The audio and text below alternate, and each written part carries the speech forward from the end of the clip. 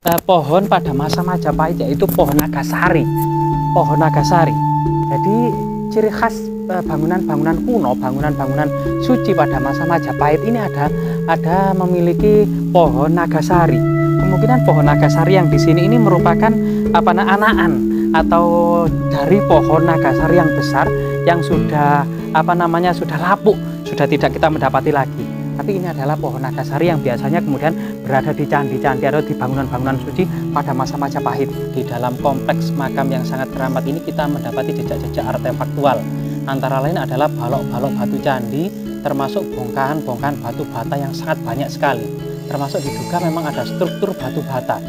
Kemudian jejak makam ini menurut cerita rakyat Mbah Taslim ini juga merupakan pasukan dari Pangeran Diponegoro. Guys, jangan lupa like, subscribe, dan komen ya kan.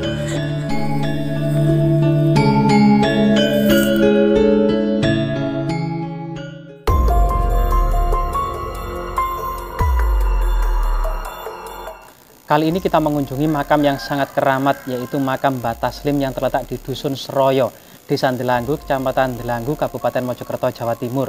Di dalam kompleks makam yang sangat keramat ini kita mendapati jejak-jejak artefaktual. Antara lain adalah balok-balok batu candi, termasuk bongkahan-bongkahan batu bata yang sangat banyak sekali. Termasuk diduga memang ada struktur batu bata sebelum kemudian didirikan makam ini. Dari konteks artefaktual yang ada ini, diduga memang sebelum makam ini merupakan juga bangunan suci pada masa Majapahit.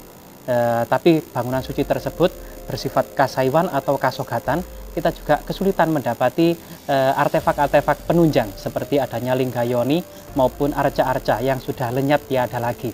Tetapi kemudian struktur batu bata yang sangat banyak ini menandakan memang struktur bangunan ini adalah bangunan pada masa Majapahit atau pra-Islam.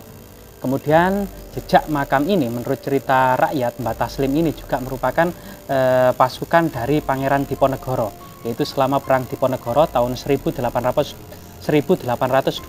sampai 1830, di mana kemudian Majapahit yang kemudian pernah menjadi negara atau kerajaan terbesar di Nusantara ini, yang awalnya memang berdiri di hutan tarik ala Sing Wong Tarik atas bantuan orang-orang Madura tahun 1293 Masehi yang didirikan oleh Raden Wijaya. Kemudian sampai masa-masa akhir Majapahit sekitar tahun 1519, yaitu masa terakhir yaitu Raja Girindra Wardana Diyarana Wijaya, yang kemudian terjadi banyak perang dan perebutan kekuasaan baik itu di dalam internal Majapahit maupun kemudian perkembangan agama Islam di pesisir utara Jawa. Seiring dengan perkembangan agama Islam yang melalui pesisir utara Jawa inilah kemudian Demak muncul, didukung oleh para wali songo yang kemudian muncul menjadi kerajaan yang besar. Sehingga kemudian di masa kejayaannya Demak melakukan penyatuan kadipaten-kadipaten yang terpecah belah. Ini disatukan di bawah Demak. Mulai dari kemudian Adipati Yunus, mulai kemudian masuk ke Majapahit tahun 1519, kemudian diteruskan Sultan Trenggono tahun 1543. Inilah kemudian pedalaman mulai kemudian beralih di bawah naungan Demak Bintoro. Setelah itu kemudian terjadi perpindahan dari Demak ke Pajang ke Mataram. Sultan Agung tahun 1624 juga menyatukan Bangwetan, terutama Jawa Timur ini di bawah kekuasaan Mataram Islam Sultan Agung. Sehingga kemudian tahun 1624 Masehi ini sebuah jaya stamba yang ditancapkan di situs Kedaton di Trowulan ini menandakan bahwasanya Wirasaba, Surabaya dan sekitarnya masuk di bawah naungan Mataram Islam Sultan Agung. Begitu juga kemudian pada masa kolonial banyak kemudian Bangwetan ini juga di bawah pengaruh Pangeran Diponegoro, sehingga kemudian Perang Diponegoro yang merupakan perang terbesar Jawa tahun 1825 sampai 1830 ini juga banyak pengikut Pangeran Diponegoro yang mendirikan makam-makam keramat di daerah-daerah. Antara lain termasuk di Gunung Kawi yang sebelumnya juga merupakan situs Singosari ini, kemudian seperti Mbah Sujono ini juga merupakan salah satu pengikut dari Pangeran Diponegoro, ini juga dimakamkan di Gunung Kawi. yang juga merupakan satu masa dengan Mbah Taslim ini. Secara artefaktual juga makam Mbah Taslim ini menggunakan nisan batu bata putih atau batu putih yang sekiranya mungkin diambil dari pesisir, misalnya dari daerah Gresik, Tuban, Lamongan. Ini juga menandakan bahwasanya penyebaran Islam ini juga dimulai dari pesisir itu kemudian ke pedalaman. Sehingga secara artefak makam keramat atau Mbah Taslim ini secara artefaktual ini memang makam-makam abad ke-17, abad ke-18 maupun abad ke-19 pada masa Perang Diponegoro. Makam yang sangat keramat ini memang tidak pernah sepi dari kunjungan para peziarah dengan berbagai hajat dan berbagai kepentingan di sini. Baik itu melakukan doa-doa maupun tawasulan maupun kemudian ziarah. Situs-situs seperti ini memang wajib kita lestarikan. Karena bagaimanapun juga struktur makam wali ini memang berdiri di atas struktur masa-masa kerajaan Majapahit yang terus dirawat dan dijaga oleh masyarakat setempat dan terus dipelihara. Sehingga kemudian jejak-jejak artefaktual pada masa Majapahit, pada masa Demak, pada masa Mataram, ini kemudian termasuk kemudian pada masa Diponegoro ini terus kemudian lestari dan terus terjaga. Jejak-jejak artefaktual pada masa Majapahit ataupun masa sebelumnya, karena kita tidak mendapati jejak prasasti ataupun angka tahun yang ditemukan, tetapi memang batu bata kunonya dari ketebalannya ini sekitar 4-5 cm ini menandakan bahwasanya batu bata ini era Majapahit.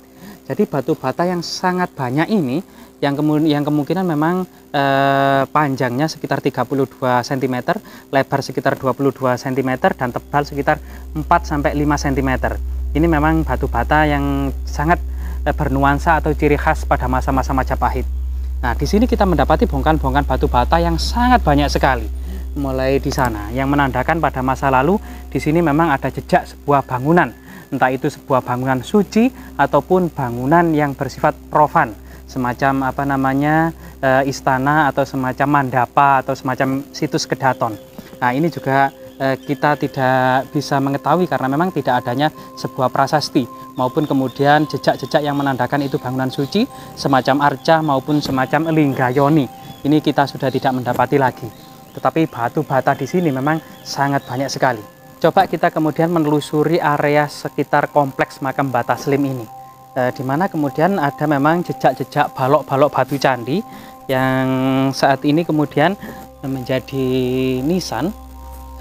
Ini juga sepertinya memang sebuah nisan atau jejak balok batu candi. Kita tidak mengetahui karena memang dibungkus dengan kain putih. Tetapi memang di sini ada balok-balok batu candi yang tidak terbungkus dengan kain putih. Misalnya seperti ini. Nah ini seperti lingga patok ini merupakan jejak batu candi atau balok batu candi. Mungkin di sisi yang lain. Selain itu juga memang ada jejak pohon pada masa Majapahit, yaitu pohon nagasari. Pohon nagasari. Jadi ciri khas bangunan-bangunan kuno, bangunan-bangunan suci pada masa Majapahit ini ada memiliki pohon nagasari.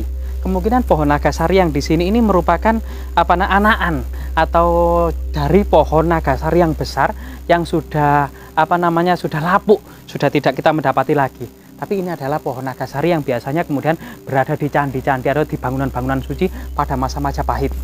Jejak-jejak artefaktual lainnya pada masa Majapahit itu adalah balok-balok batu candi.